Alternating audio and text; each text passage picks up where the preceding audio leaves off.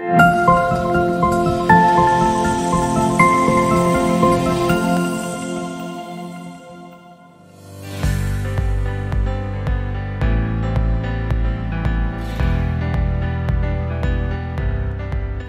instituts de formation ont à cœur de proposer à leurs élèves les méthodes pédagogiques les plus adaptées en fonction des objectifs de formation.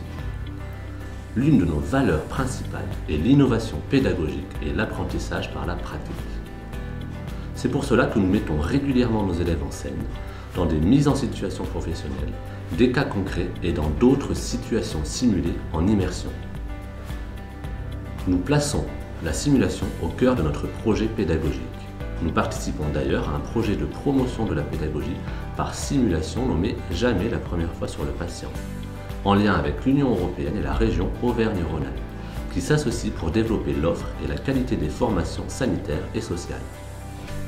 Nous utilisons donc cette mise en immersion aussi souvent qu'elle répond à nos objectifs pédagogiques, aussi bien pour des cours d'hygiène que d'ergonomie, de communication ou encore des cours de prise en charge globale des patients. La simulation est évidemment principalement utilisée dans le cadre des modules d'apprentissage des gestes et soins d'urgence et de surveillance de l'état clinique du patient, en lien étroit avec les 21 heures de formation aux gestes et soins d'urgence de niveau 2.